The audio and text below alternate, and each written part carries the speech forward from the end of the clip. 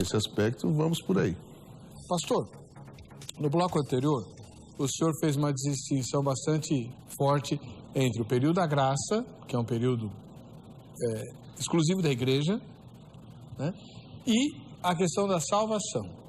Como é que se dá a salvação fora da graça? Certo. É muito boa essa pergunta, né? Porque o irmão ali, pastor Zé Libério, acabou discordando de uma coisa que eu não falei. Né? Que o que eu disse é que alguns dizem que a salvação era pela lei no Antigo Testamento, mas eu não disse que eu concordo com isso, porque pelo contrário, eu não concordo com isso.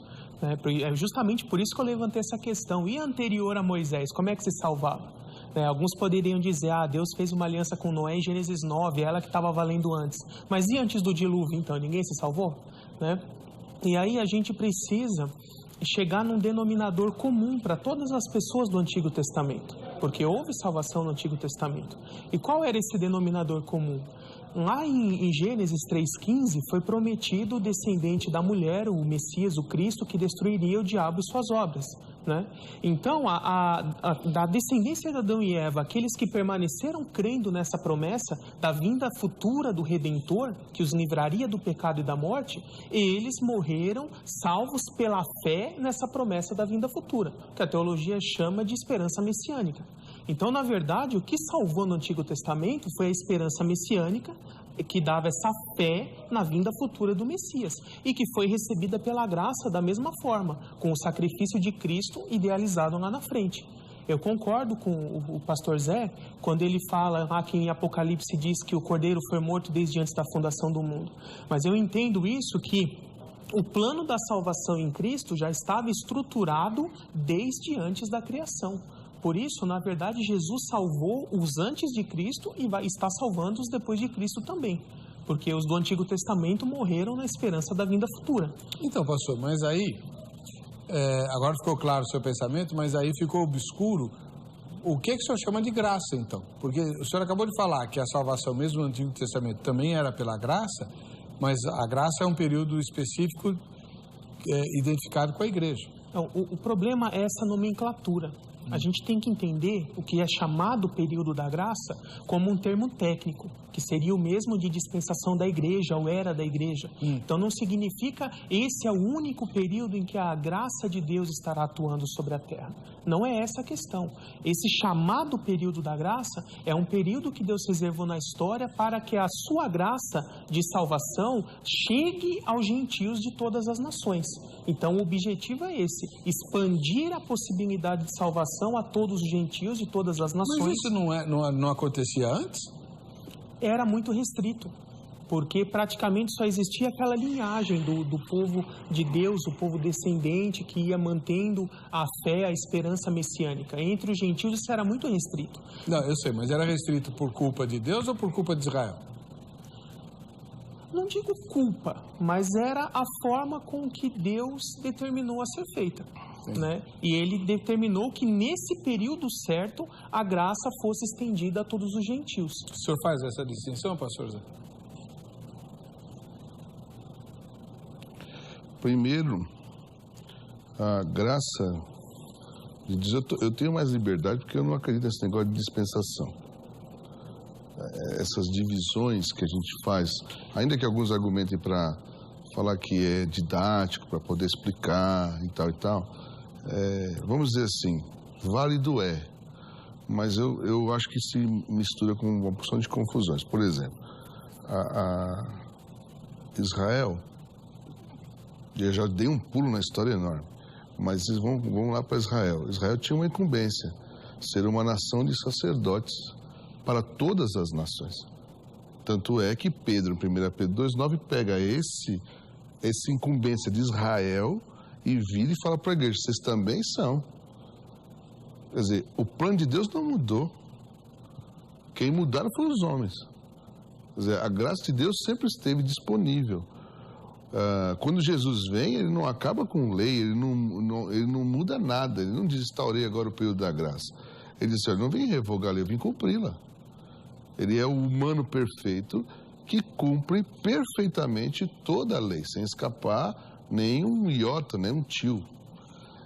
o que os seus antecessores falharam. E porque falhavam, todo aquele sistema de sacrifício e tal, que apontavam para o sacrifício principal e perfeito que só Deus podia oferecer, que é Jesus, João capítulo 1, ali, versículo 29, diz, né, olha, está aí o Cordeiro de Deus que tira o pecado do mundo, o Cordeiro perfeito de Deus. Esse é o sacrifício perfeito que acontece, que resolve o problema do pecado humano, mas que a lei perfeitamente resolvia quando o sujeito entendia que era praticamente impossível cumprir tudo aquilo. Qual era a conclusão de qualquer um que fosse piedoso, que de fato andasse com Deus? Que o justo, aquela pessoa justificada diante de Deus, andava e era salva, justificada pela fé. Ele sabia que não tinha condições, que aqueles sacrifícios não resolviam, que Deus simbolicamente os aceitava, e ele esperava então o dia em que alguém ia resolver esse problema. Muitos deles não viram. A gente vai lá ver em Hebreus capítulo 11, aquela galeria lá, os caras andaram pelo mundo, peregrinos, não viram isso acontecer, mas esperavam isso acontecer. Esses são os exemplos dos destaques. Não estamos nem falando do povo que está em volta, né? Então, dizer que era um período específico, que Deus fechou esse negócio, não, vai de encontro, de frente, contrariamente, quando Jesus entra no templo e cita Isaías, disse: a minha casa vai ser chamada casa de oração para todos os povos, e vocês transformaram esse negócio aqui num covil de ladrões. Quer dizer, a intenção de Deus com a instituição do povo de Israel, com a instituição da família de Abraão, você vai ser uma bênção para todas as nações. E quando Abraão pisou na bola, Deus chamou a atenção dele: você vai lá orar por Abimeleque, porque você é profeta, rapaz, você está fazendo coisa errada. Quer dizer, desde lá, essa possibilidade de salvação vem andando, e ela fica de maneira talvez muito mais clara com Jesus, que não veio antes. Paulo vai dizer em Gálatas 4:4 que é na plenitude dos tempos. Ou seja, não era para Jesus vir nem antes nem depois, ele chegou na plenitude dos tempos para mostrar isso. E ele usa a palavra dispensação, que o senhor não gosta. Não, ele usa, mas eu estou falando, quando ele diz essa dispensação, quer dizer, esse momento, essa coisa que foi entregue. O que é uma dispensa? É um lugar onde tem algo para ser entregue. Então, esse momento foi entregue nesse período agora. Sorte a nossa, Paulo vai dizer. Sorte a nossa, nós somos sortudos com esse negócio. Peraí, agora vamos por partes. O pensamento do pastor Gabriel ficou claro, agora eu fiquei confuso com o seu. Não mudou nada de Moisés para Jesus? Poxa, mudou um montão de coisa da semana passada para cá. Então você falou que não mudou nada, que Jesus não mudou nada. Não mudou o plano de Deus. O plano de Deus não mudou. Ele sempre quis reconciliar o homem consigo, sempre. Ele elegeu uma família, depois dessa família ele transforma num povo, esse povo ele transforma numa nação, essa nação provê o seu filho, esse seu filho institui esse novo povo chamado igreja e tal, mas isso faz parte de um plano, a reconciliação do mundo consigo. Por isso que ele até leu Colossenses ali. Então, mas eu quero entender qual que é o ponto de vista que você está defendendo que difere do dele. Só as palavras são muito exatamente. Eu estou dizendo que... Não, ele disse que foi um período específico quando você perguntou para ele.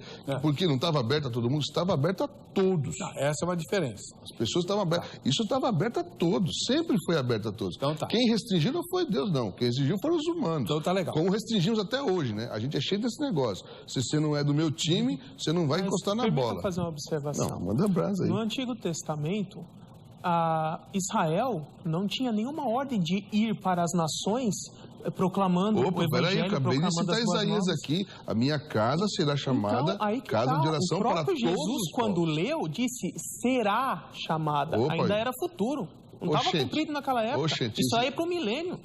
Para. Então, é uma profecia que ainda não se cumpriu. Agora você me assustou, Gabriel. Agora você me assustou. O próprio Jesus lê como futuro e não diz que se cumpriu naquela hora. Por favor, quem escreveu isso foi Isaías. Mas tudo bem. Isaías está falando de onde? 700 anos de Jesus? Não é futuro profecia, isso? Que ainda continua a ser cumprida, como várias outras. Daqui a pouco, pelo amor de Deus, então, voltando nessa questão... Mas, pastor Gabriel, ele fala da casa dele. Sim, o templo. O templo de Salomão foi destruído 40 anos depois de Jesus. E aí agora? E será reconstruído. Mas então vai ser chamado casa de oração para todos os povos quando? No milênio. Só? é dali para frente, para sempre, mas começa no milênio. Então, já que você está com a palavra, tem outra pergunta para o irmão.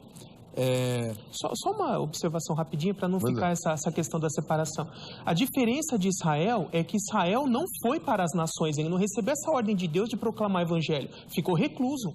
Então, o que muda do antes para o depois de Cristo é que Jesus dá início à nova aliança, que é isso que faz toda a diferença, e não é outro plano, é uma nova etapa do mesmo plano. Realmente Deus não tem plano B, é só uma nova etapa que começa. E aí, com o início da nova aliança, pelo sacrifício de Cristo, nessa nova etapa do plano, os discípulos são conclamados a sair pelo mundo pregando o evangelho. Mas nós estamos fugindo do tema.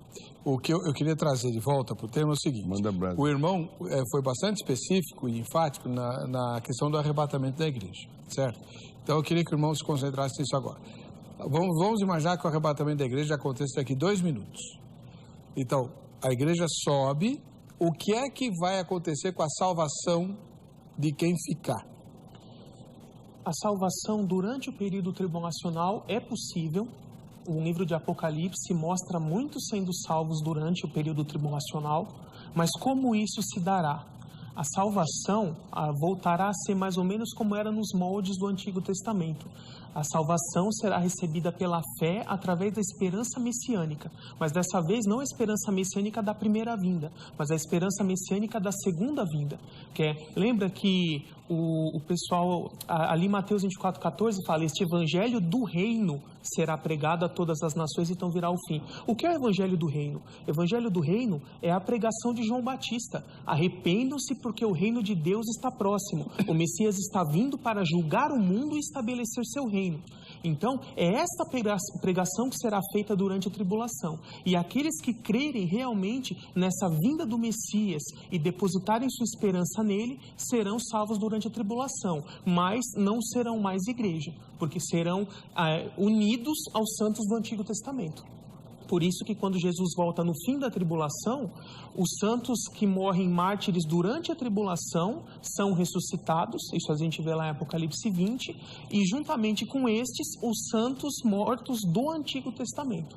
Porque como o período tribulacional é a última semana das 70 de Daniel, e Daniel 9:24 diz que todas essas 70 semanas estão contadas sobre Israel e sobre Jerusalém, o período tribulacional é tempo para os judeus, não é tempo para os gentios. E é por isso que o tempo dos gentios, que é o período da graça, a era da igreja, tem que se encerrar com o arrebatamento antes da tribulação começar, senão isso encavalaria 2 períodos. Como é que o irmão vê isso? Eu não vejo nada disso, não. É muita conta, sou ruim de geografia. É muita conta. Para mim a coisa é bem mais simples. Bem mais simples.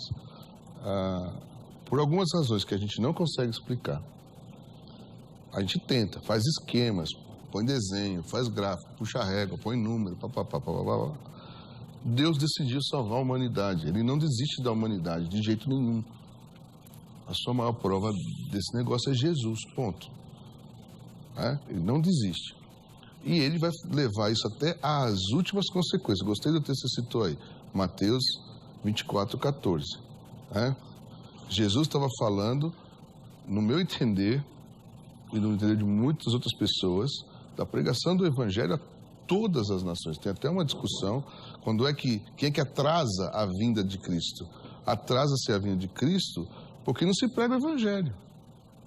As pessoas não estão tendo a chance de ouvir o evangelho. Eu não faço a decisão: o evangelho do reino, o evangelho de Paulo, o evangelho de Cristo, o evangelho da graça. O evangelho é uma coisa só, é uma pessoa só. A mensagem de Cristo que salva as pessoas da morte eterna através do amor de Deus manifesto. Ele é o amor de Deus manifesto. E isso precisa ser contado às pessoas. Ponto. Hoje nós sabemos disso com muita clareza. Então nós atrasamos esse negócio quando a gente fica preocupado com uma porção de outras coisas que não avançam a expansão do conhecimento, do avanço missionário mesmo, vamos usar essa palavra, de pregação àqueles que não conhecem Jesus. Eu penso um pouquinho diferente das pessoas que dizem: não, mas então todas as pessoas vão ter que ouvir. Eu entendo assim, que cada grupo de pessoas, ou grupo de povos, seja como a gente pode classificar, até que haja pelo menos uma pessoa ou duas, sei lá, que entenda com clareza a mensagem e possa decidir se quer ou não seguir a este Jesus, aí sim, está cumprida a tarefa da igreja. Aí Jesus encerra a história do jeito que a conhecemos e aí se inicia o período lá de Apocalipse. E aí não tem mais salvação. Aí acabou. Aí ele vem, faz o julgamento, aí tem aquela conversa de Mateus 25, mas, Senhor, quando é que a gente te visitou quando você estava preso? Te deu roupa quando você estava nu? Te deu comida quando você estava com fome? Né? Te atendeu no hospital lá, o enfermo, quando você estava doente? A gente não lembra disso, porque para nós a nossa vida contigo era tão natural que nós fomos fazendo isso. Outros vão dizer, mas